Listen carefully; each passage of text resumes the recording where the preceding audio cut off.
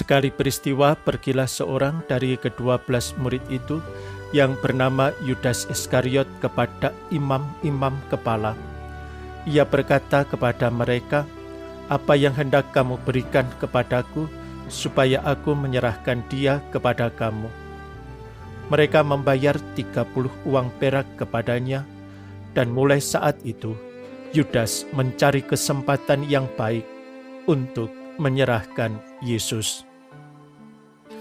Tuhan, Engkau telah memberikan kepadaku lidah seorang murid, supaya dengan perkataanku aku dapat memberikan semangat baru kepada orang yang letih lesu.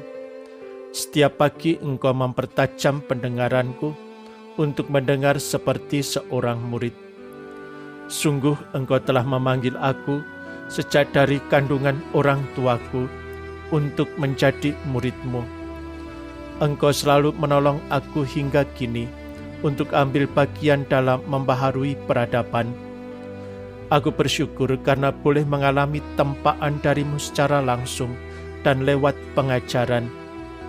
Aku bersyukur atas pembentukan kemuridan dalam diriku hingga saat ini. Semoga aku terus mengalami proses kemuridan ini sampai pada kesudahan waktu.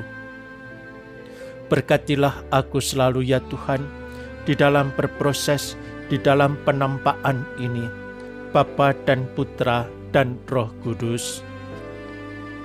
Semua orang berdosa turut menyebabkan kesengsaraan Kristus.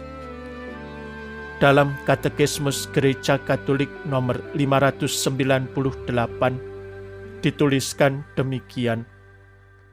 Dalam magisterium imannya dan dalam kesaksian para kudusnya, gereja tidak pernah melupakan bahwa semua pendosa pun adalah penyebab dan pelaksana semua siksa yang Kristus derita. Karena gereja sadar bahwa dosa-dosa kita menimpa Kristus sendiri, ia tidak ragu-ragu mempersalahkan warga Kristen atas penderitaan Kristus, sementara mereka ini terlalu sering melimpahkan tanggung jawab hanya kepada orang Yahudi. Tanggung jawab ini terutama mengenai mereka yang berkali-kali jatuh ke dalam dosa. Oleh karena dosa-dosa, kita mengantar Kristus Tuhan kita kepada kematian di kayu salib. Maka sesungguhnya mereka yang bergelinding dalam dosa dan kebiasaan buruk menyalibkan lagi anak Allah dan menghinanya di muka umum.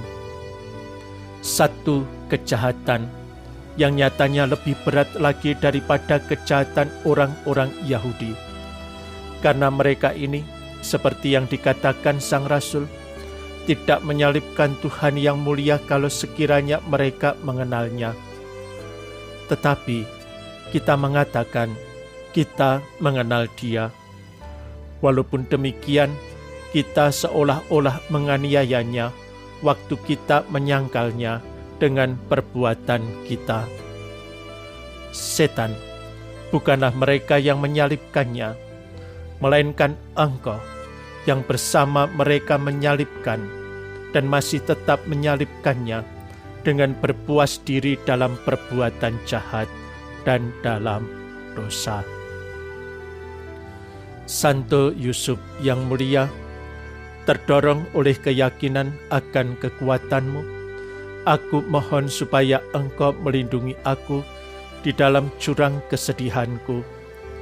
Aku percaya bahwa tidak ada seorang pun yang akan menolak permohonanmu. Jadilah pembelaku, terutama pada saat kematianku, dan mohonkanlah rahmat bagi jiwaku ketika jiwaku terlepas dari badanku dan beristirahat di tangan Tuhan. Amin. Santo Yusuf yang baik, suami Maria, lindungilah kami.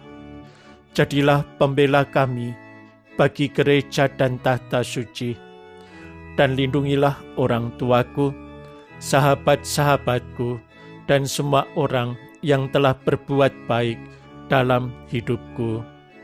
Amin. Santo Yusuf uruslah keperluan-keperluan kami. Santo Yusuf, syukur atas bantuanmu. Santo Yusuf, doakanlah kami.